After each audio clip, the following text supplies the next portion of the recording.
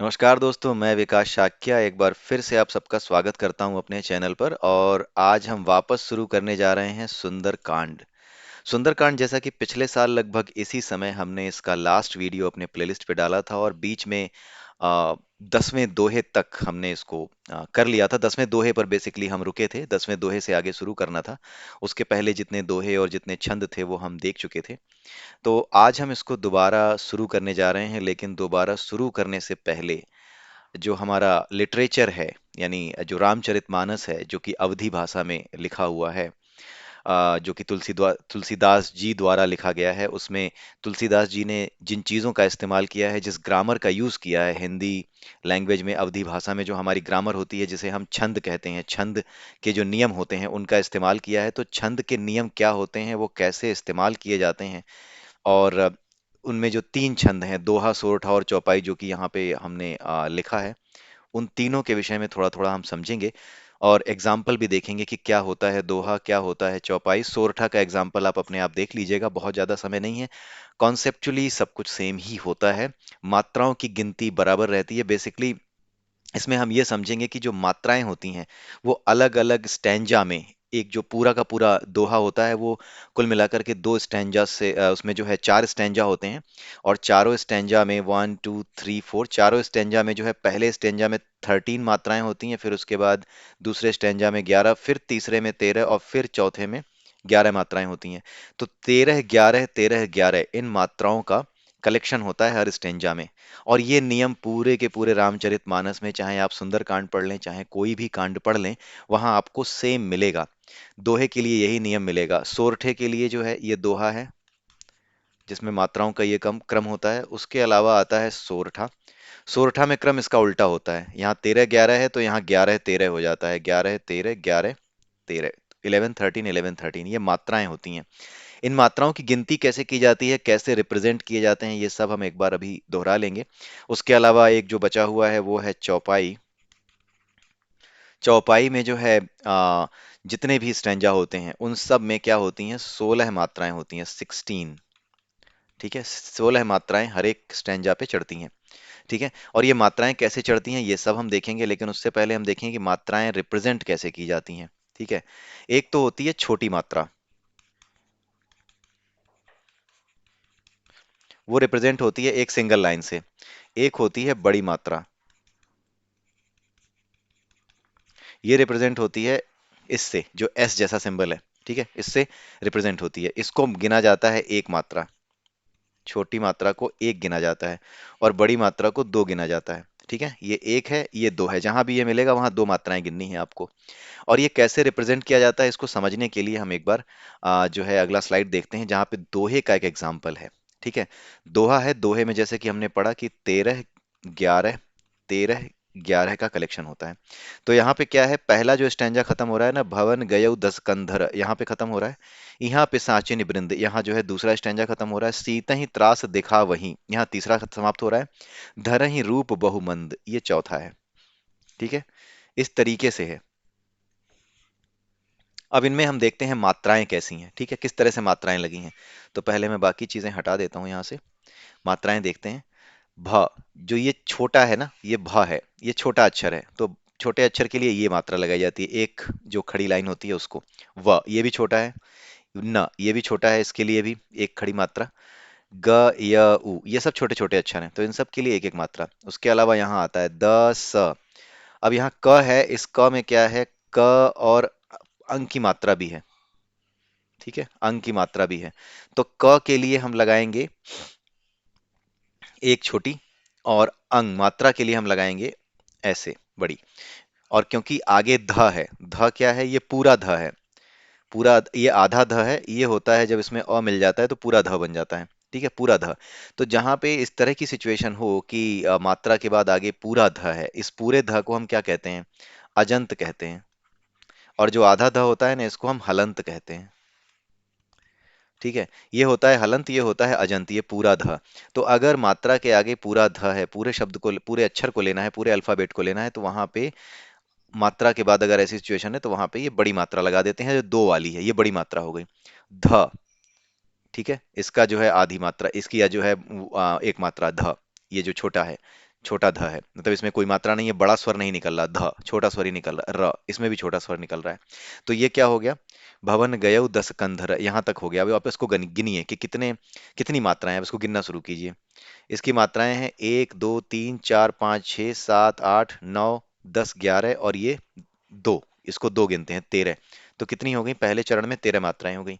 उसके बाद इसको देखते हैं, यहाँ प्रसाचिनी वृंद, तो यहाँ के लिए ई, हाँ के लिए ये पी सा ची नी, वृंद। यहाँ पे जहां पे आधा आधा अक्षर हो और उसके ऊपर अंक की मात्रा हो, वहां पे क्या होगा, एक बड़ी मात्रा आप ले लीजिए। ठीक है, और ये द, अब आप इसको गिनिए, 2 2 4 2 6 7 8 9 10 11। ठीक है, ये 11 मात्राएं हो गई।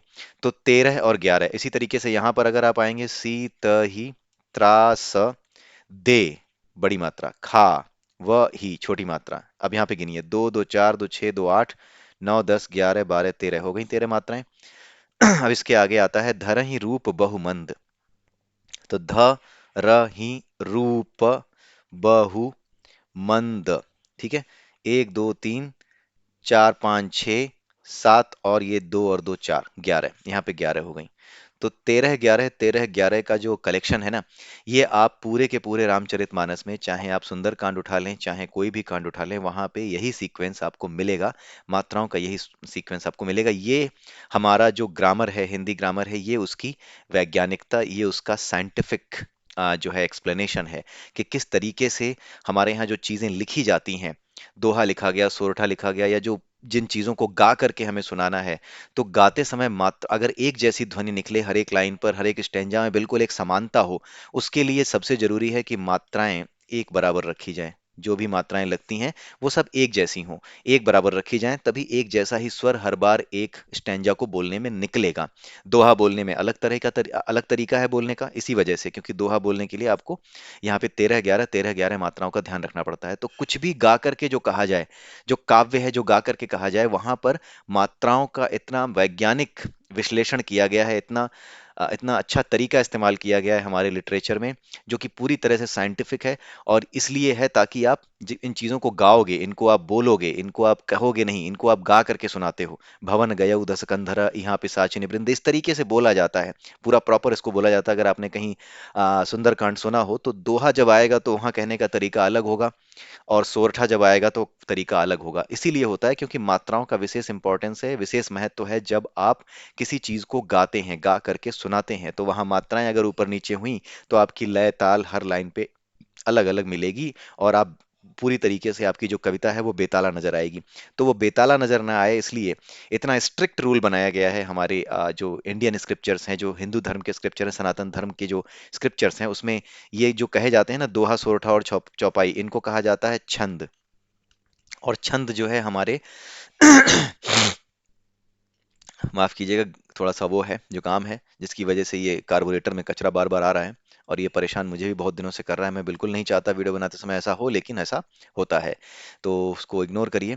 छंद जो है ये एक क्या है, वेदांग, वेदांग है। ठीक है, 6 वेदांग होते हैं, 6 वेदांगों में से एक छंद है। वेदांग कुछ नहीं है, वेदों का व्याकरण है। किस तरीके से वेदों में लिखी बातों को, हमारे स्क्रिप्चर्स में लिखी बातों को समझा जाए, या किस तरह से उन्हें लिखा जाए।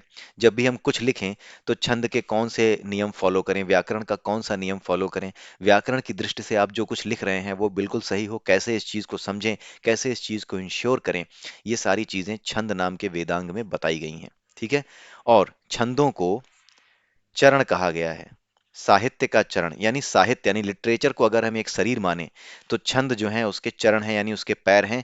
वो जो लिटरेचर है वो चल तभी पाएगा, आगे तभी बढ़ पाएगा, जब छंद सही हो, यानी पैर सही हो। और जब पैर सही नहीं होंगे तो कोई व्यक्ति आगे बढ़ नहीं सकता। तो ये मेटाफरिक रिप्रेजेंटेशन होता है। कुछ लोग कहते हैं ना कि शूद्रों को पैरों से जन्मा बताया गया है, वो लोग इतने मूर्ख हैं कि वो इस मेटाफरिक मीनिंग को समझते नहीं है कि पैरों का अर्थ क्या है। ऐसे तो फिर जो है छंद, जो ग्रामर है, ग्रामर को भी हम जो है शूद्र मान ले क्या? तो ऐसे जो गधे हैं हमारे समाज में, इन गधों ने इन चीजों को समझे बिना जिस तरीके से हमारे समाज में प्रचारित किया है, वो बड़ा ही खेदजनक है, बड़ा ही दुखदाई है। और उसी के लिए हम सब मिलकर के प्रयास कर रहे हैं अपने चैनल के माध्यम से। बाकी और भी लोग हैं जो अपने अपने तरीके से जो सनातन धर्म है उसके विज्ञान को, उसकी संस्कृति को सामने रखने का प्रयास कर रहे हैं, ताकि जितनी भी राक्षसीपना इस संसार में चल रहा है, उसके सामने इस चीज को रखा जा सके, जिसमें बताया जा सके कि जिस चीज को तुमने गलत बता करके जिन गलत चीजों को समाज में प्रचारित किया, वो असल में अब हटाने का समय आ चुका है, और जो वाकई में सत्य था, जो सही था, जो वैज्ञानिक था, जो विज्ञान का आधार था इस संसार में, उसे अब वापस लाने का समय आ गया है। तो ये चीजें हम हमें समझनी होंगी, इसीलिए हम इसका प्रयास करते हैं, इसीलिए हम इस तरह की वीडियोस बनाते हैं, डालते हैं। और भी लोग हैं जो ऐसे प्रयास कर रहे हैं, हर किसी के प्रयास की सराहना कीजिए, हर किसी के प्रयास को मजबूती दीजिए, क्योंकि ये लड़ाई बहुत एक अलग लेवल पे जा चुकी है। या तो इसको अब पूरा खत्म करना होगा, इसे बीच में आपको नहीं छोड़ना है। ये लड़ाई मैं इसलिए कह रहा हूं क्योंकि ये एक तरीके से जो गलत परंपराएं हैं, गलत संस्कृति है, जो भ्रम है, जो गलत बातें समाज में फैल गई हैं, या तो वो बातें हो ही ना, लेकिन अगर हो तो वो सही तरीके से हो, वो सही हो, उनका गलत अर्थ ना जाए, चाहे वो किसी से जुड़ा हो। इट डजेंट मैटर कि वो हिंदू है, वो मुस्लिम है, किसी से भी जुड़ी हुई कोई भी चीज गलत तरीके से समाज के बीच में ना जाए, या तो उस पर बात ही ना हो, प्योर नास्तिक बन जाए आदमी। और नहीं तो फिर अगर वो इन चीजों के विषय में बात करता है, इन पे टीका टिप्पणी करता है, तो इनकी सही व्याख्या, इनकी सही समझ अपने पास रखे, अन्यथा बकवास ना करे। ठीक है, ये हमारा उद्देश्य है। और अगर बकवास करता है तो किसी से लड़ने की आवश्यकता नहीं है। ये जो कुछ हमारे पास है, इसको हमें सामने बस रख देना है, अपनी बात कह देनी है। बाकी जिसका जो भी इस दुनिया को चला रहा है, जिसकी ये दुनिया है, वो जाने, उसका काम जाने। ठीक है, हमारा अपना जो धर्म है, वो हम अपना धर्म पूरा कर देते हैं। ठीक है। तो दोहे में 13 11 मात्राएं होती हैं। अब हमने देखा चौपाई। चौपाई में हर एक खंड में क्या होती हैं? 16 मात्राएं होती हैं, 16 मात्राएं होती हैं।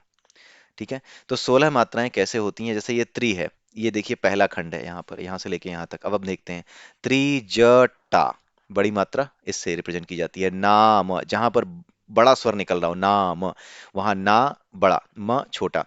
रा, ठीक है। और च और छ ये एक साथ हैं, तो दोनों जहां पे इस तरह की सिचुएशन हो, वहां पे एक बड़ा आप बना दीजिए। राक्षसी, एका, ठीक है, ये हो गया। अब ए बड़ा स्वर निकल रहा है, ए का। ठीक है। अब हम देखते हैं इसको, ये एक मिनट, इसको देखना होगा। दो दो चार, दो छः, दो आठ, दो दस, दो बारह, ये ए का, ये ऐसी सिंगल लाइन हुई, क्योंकि ये ए है ना, ये कोई बड़ी मात्रा नहीं है। अगर ए होता तो होता ये। तो ए का, अब गिनिए इसको, एक दो, और दो चार, दो छः, एक सात, दो नौ, दो 11, दो 13, और दो 15, और एक ये 16। तो 16 मात्राएं इस खंड में हो गई। अब यहाँ चलते हैं। राम, चरण, रति, निपुण, विवेका। बे का, ये बड़े, ये जो ए की मात्रा आ गई, का ये बड़ा मात्रा आ गई। तो दो, तीन, चार, पाँच, छः, सात, आठ, नौ, 10, 11, 12, दो 14, दो 16, फिर से 16 मिल गए। ठीक है। तो 16 यहाँ, 16 यहाँ, फिर यहाँ पर आते हैं। अगर इस पे भी आप करके देखेंगे या आप अपने आप करके देख सकते हैं। स ब न हो, ठीक है, आधा न हो, तो यहाँ पे नह और औ इसको मिला दिया। बोली, सु ना ए सी, सपना। ठीक है। दो दो चार, दो छः, दो आठ, नौ, 10, 11, 12, 13, 14, 15, ये ज्यादा हो गई। एक मिनट, सबन हो, तो यहाँ पे क्या है? सबन हो, ये एक आएगा, ये नहीं रहेगी। सब न हो, ये एक बड़ी मात्रा आएगी। एक दो, दो चार, दो छः, एक सात, आठ, दो 10, दो 12, दो 14, और दो 16। ठीक है। ये न, जैसे यहाँ पे हमने किया था ना, च और छ आने पर उसको एक वो बना दिया था। तो कहीं पर अगर इस तरह की चीज आती है जहाँ पे आधा अक्षर है और उसके बाद पूरा बड़ा अक्षर है, या नहीं भी है, तो भी उसको एक बड़ी मात्रा ले लेते हैं। तो एक दो, दो चार, दो छः, एक सात, आठ, दो 10, दो 12, और दो 14, और एक, और ये दो 16। यहाँ पर भी आप कर सकते हैं। सी त ही, से ई, करहु, हित, अपना। दो, तीन, चार, दो छः, सात, आठ, नौ, 10, 11, 12, 13, 14, और ये दो 16। तो हर खंड में 16 मात्राएं आपको चौपाई में दिखेंगी। और पूरे के पूरे रामचरितमानस में आप कैसे भी देख लें किसी भी चौपाई को, वहां पे आपको यही सीक्वेंस मिलेगा मात्राओं का, यही लय मिलेगी मात्राओं की। और मात्राओं का इंपॉर्टेंस क्या है? क्योंकि ये गा करके सुनाई जाने वाली चीज है, इसको गा करके सुनाया जाता है, काव्य है, तो इसलिए मात्राओं का इतना स्ट्रिक्ट फॉर्मूला रखा जाता है कि आप स्वर आपके कहीं पर भी ना बदलें, और एक जैसा स्वर दोहे को, चौपाई को गाने में आए। ठीक है। और ये सारी जो मात्राएं हैं, आप सोचिए कि इतने साइंटिफिक वे में जो शास्त्र लिखे गए हैं सनातन धर्म में, वो इतने ज्यादा अपने जो लैंग्वेज है उसमें तक इतना ज्यादा साइंटिफिक वे में एक्सप्लेन किया हुआ है चीजों को, इतना साइंटिफिक वे में उसके नियम बनाए हुए हैं। आप सोच करके देखिए कि अगर आपसे कोई कहे कि आपको चौपाई लिखनी है, तो आप ऐसे ही नहीं लिख पाएंगे, आप फेल हो जाएंगे। अगर आप ये 16 16 मात्राएं ना शामिल कर पाए हर एक खंड में। आप सोच करके देखिए कि 4 लाइनें लिखना मुश्किल होता है, अब उन 4 लाइनों में आपको ये भी करना है कि मात्राएं भी 16 हों। तो ये बड़े अभ्यास से आता है। आप सोचिए कि कितने विद्वान और कितना अभ्यास उन्होंने किया होगा, जो हमारे समय के विद्वान रहे होंगे, तुलसीदास जी जैसे, जिन्होंने इतना अभ्यास किया होगा कि मात्राएं भी बराबर रख पाए और पूरी की पूरी जो है ध्वनि भी निकाल ली, लिख भी दिया, पूरा काव्य उसी में समेट भी दिया सब कुछ। तो ये सिर्फ तुलसीदास की बात नहीं है, अगर आप ये जाएंगे मीराबाई, सूरदास, हर जगह जहां भी जाएंगे, जहां पर भी चौपाइयां, जहां पर भी छंद मिलेंगे, वहां पे दोहों के यही नियम मिलेंगे और कोई अलग नियम नहीं है। ठीक है, इसी तरीके से ये लिखा जाता था। तो ये साइंटिफिक जो है हमारा तरीका था, हमारे ग्रामर का साइंस था। और इसको हमने आज फिर से एक बार समझा। इसको समझने के बाद हम अगली बार अगले वीडियो में हम वापस अपने सुंदरकांड के जो सुंदरकांड का जो 10वां दोहा है, वहां से वापस अपने सुंदरकांड को शुरू करेंगे। तो इसी के साथ आज का ये वीडियो समाप्त करते हैं और अगले वीडियो में फिर मिलेंगे। तब तक के लिए नमस्कार।